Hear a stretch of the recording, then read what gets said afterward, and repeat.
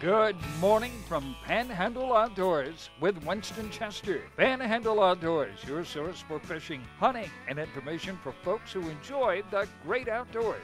Now sit back, relax. It's Panhandle Outdoors. Good morning, folks. Welcome to Panhandle Outdoors. I'm Winston Chester. I'm glad to welcome you here on this Monday morning. We always enjoy doing Monday, getting the week started off with a bunch of good stuff, have some good video lineup for you. So first, let's get started with weather by Haney Technical Center. It looks like we might have a pretty decent week. I'm a little scared to say it, but you know, we joke about this rain, but we've had an enormous amount of rain this last month and a half, and it's really, the ground is seriously saturated, and hopefully get some of this cool air. It's going to be a little cooler this week. It's going to get down into the 60s sometime during the week, so it might be low. After tonight, it's going to be low 67. Now, weather brought to us by Haney Technical Center, right at the corner of Baldwin Road and Highway 77. Good folks over there, all kind of good programs, and proud to have them as part of our community, and proud to have them as a sponsor on Panhandle Outdoors. Run by City Principal Mike Heppenstall, any of those folks there, and they'll be glad to help you. Now, the high today be 86. Like I say, that's 67. We're getting first time this year we're getting down into the 60s, so that's a good sign. And what's going on? You know, the sun's sort of dropping a little bit more, but it's going to be good. The water temperature actually is going up another degree. It went up to 84 degrees, and I understand that last week with all the we had some pretty good sunshine over the week, and scattered in between the rain. The moon phases. Let's take a look at our moon phases. Or do we have that on there? I'm sorry. Let's go ahead. We got a tide chart up first, Jeff. Let's do tides. All right, we got a high tide at 6:08. Look on September the 10th. High tide 6:08 and low tide at 5:48. Okay. Now Monday moon phases. We'd always like to take a look at every Monday on what the moon's going to be doing during the week. So a lot of times, if you can, it's good to go ahead and spread your outdoor activities around what the moon is doing. Now we're actually still waning a little bit. Today's, like I said, the 10th, and we have a little bit.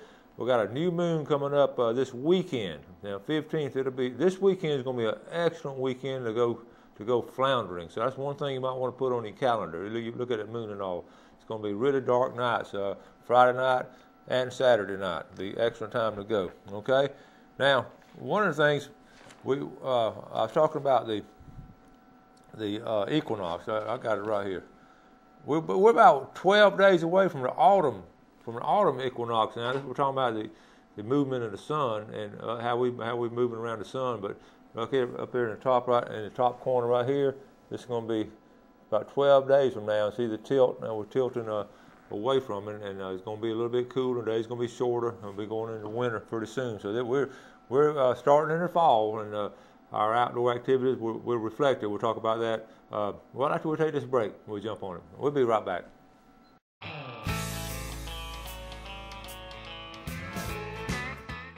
All right, welcome back. Glad you're with us this morning. We started. We talk a lot about this E.O. Wilson Biofeeder Center, and almost every weekend they're doing something that's really it's nature oriented, environmentally oriented, and it's just a wide variety of things. Now this weekend they're having this for the kids really Saturday, September 15th, and they always do it now. Remember at 11 o'clock and 1 o'clock, and they're teaching kids how to just nature-inspired crafts, and there'll be a group of people there teaching them how to make pitcher plants and all kind of really neat things, and it's really a lot of fun. And so take a kid out, and we'll talk more about it toward the end of the week. Great ideas to have over there, and just getting people exposed to nature and all. So I appreciate the effort they do over there, and we'll try to always let you know, as our viewing audience, what's going on. Maybe you have a spare Saturday and run over there and pick up something interesting. I always like to do a tip of the day, and I was over at BJ's Marino this afternoon, and we're talking about. I was asking them, you're still having trouble with the gasoline, and they didn't. All they did is they are. There are a lot of folks still, even as educated as we are now about how the gas is affecting the carburetors and all, folks are still bringing the boats in on a weekly basis, having trouble with it. And I was asking them, I'm a little guilty of this. So our tip of the day, of course, using fresh gas and staying on top of fresh gas. But what I do, like I'll put that, say this much gas in my tank and all, and I use it back down and say right there or something, and then I'll add fresh gas to it.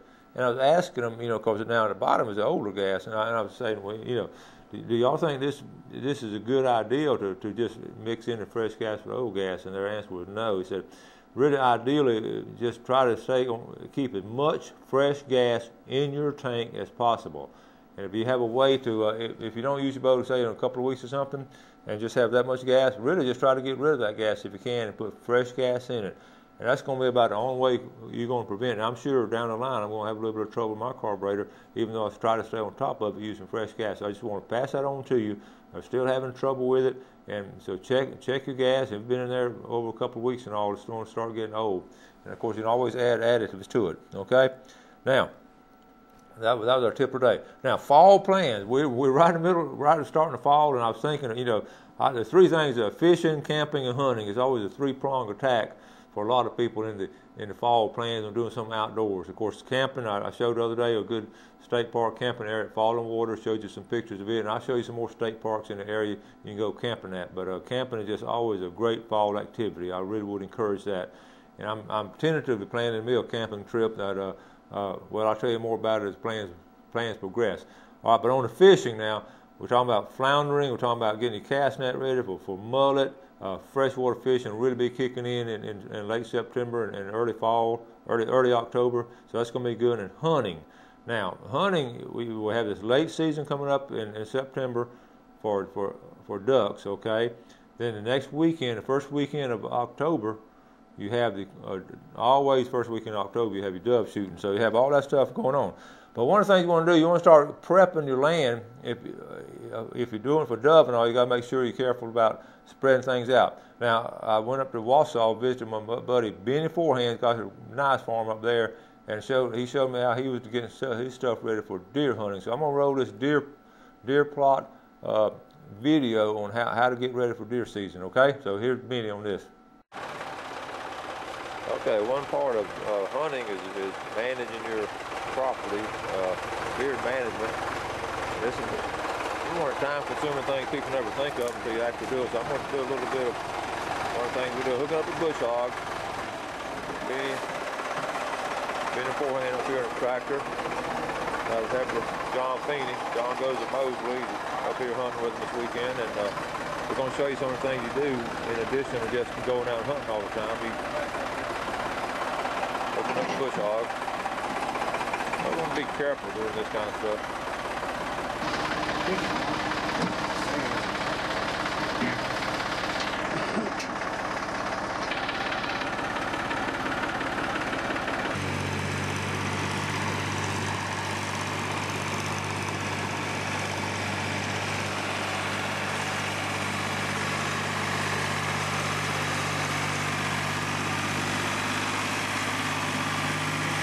Okay, we're going to go over here and talk to him. All right, Benny, we'll get... I planted it in June. You planted it when? June? Yeah. All right, now, you've already cut some of it, right? I've probably cut a half acre. Now, this part of your deer management, how often do you cut it? About twice a month. And how, you got more deer coming in here than the feeders? They come here eating this corn here? They like to snack the corn, don't they? Yeah. All right.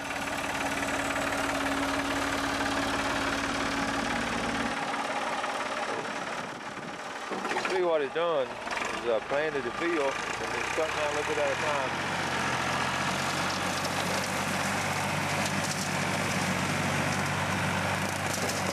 All right, do your corn.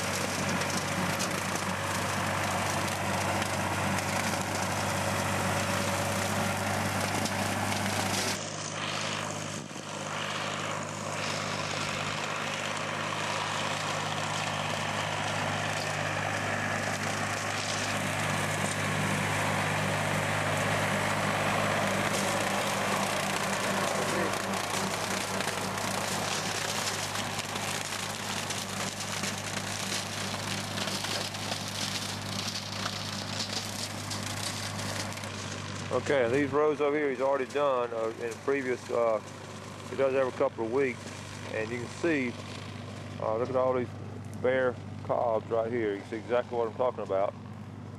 And then you get over here to what's freshly been cut. You can see this is fresh food here for the deer. And you can see how well it works. Like I say, all these are completely bare. part of the your deer management program. A program just like this, a good program here.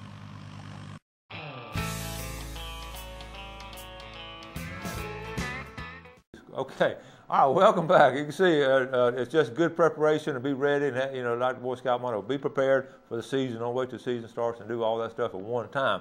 So I want to thank my buddy Benny. All right, now let's take a look at hunting season. Now, I've been inundated with calls and emails about squirrel season since Captain Ken Peppermore's been on here.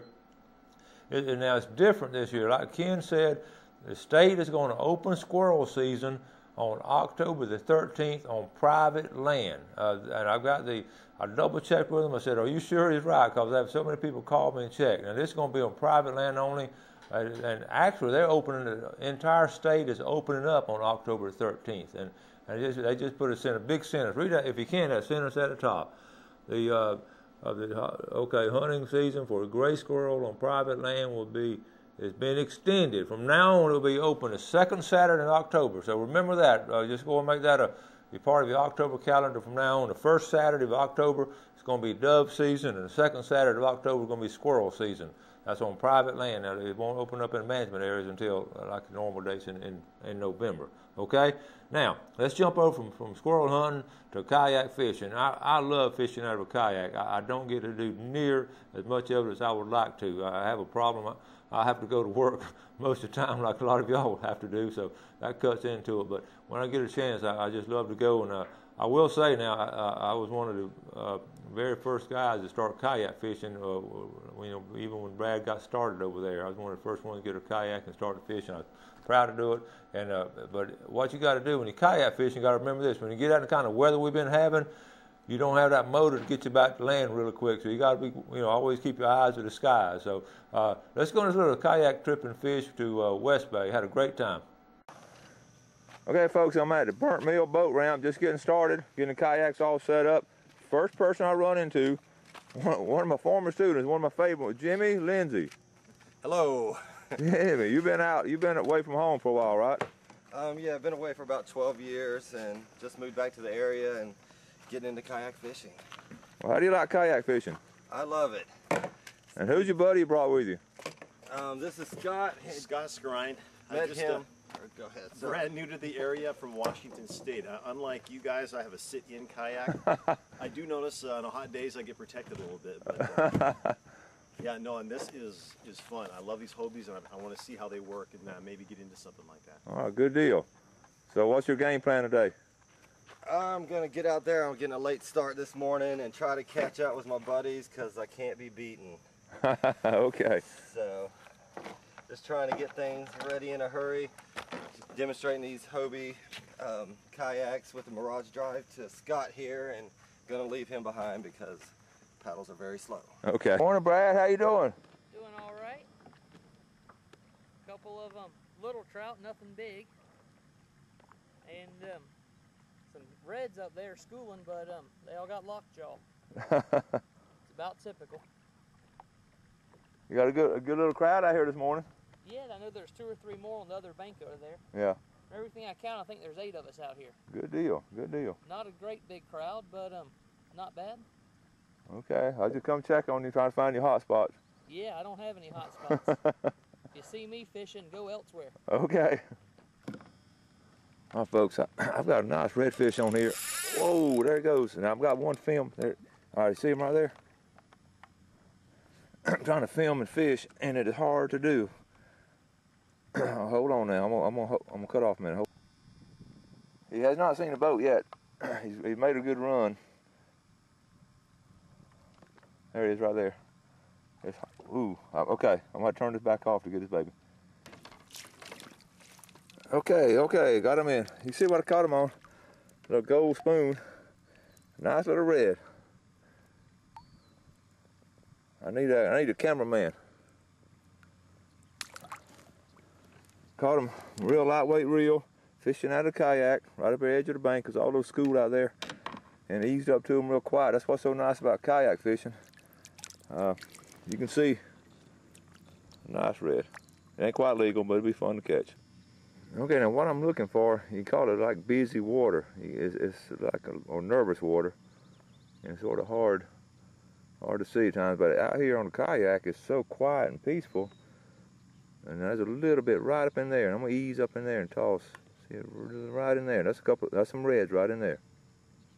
I've already hit them a couple of times. I'm gonna go back to them. Oh, you can see them right in there. They're tailing. You'll see the tail coming up in a minute. See them right there.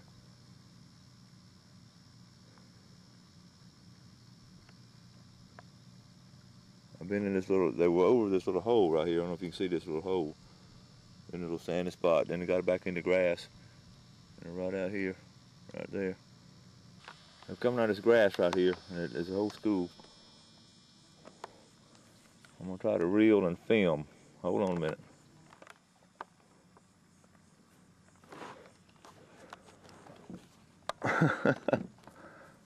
Folks, I need 3 hands. He just made a great run right here. There he is right there. He ain't seen the boat yet.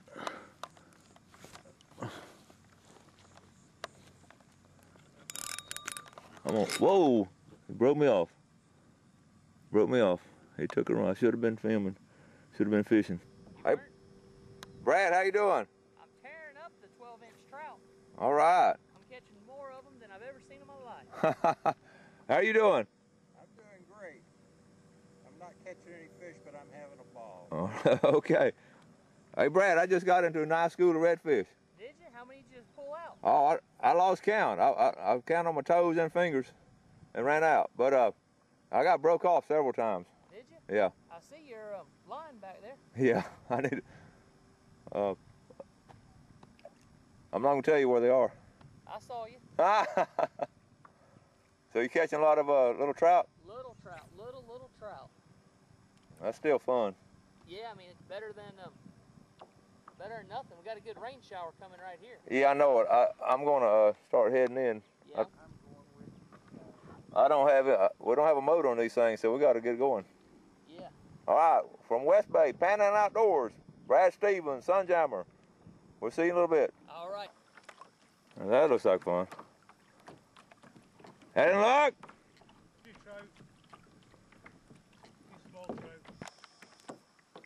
Nothing more. Fly fishing out of kayak. Got some bad weather coming in, that's why I'm pedaling fast. As you can see, I'm not gonna make it. We got the rain coming, I'm going right into that rain. Here's a fellow kayaker. I'm gonna have to put the camera up, rain's coming pretty heavy. I gotta go through all this stuff. I love this stuff. How you been doing? How you doing? That is dedication. That is a girl out here, folks, right there. I love it. We're getting wet, but she's having fun. Here come the other guys behind me.